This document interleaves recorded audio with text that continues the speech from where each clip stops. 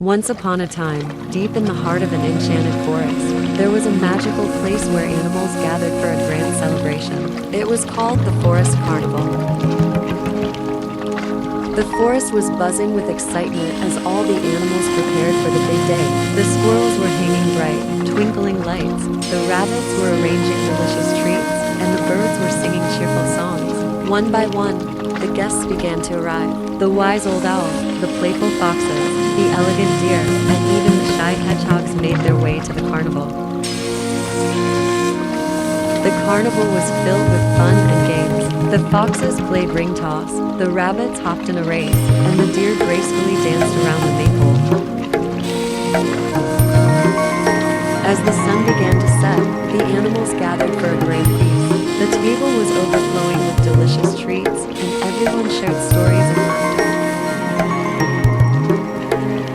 To end the night, the sky lit up with a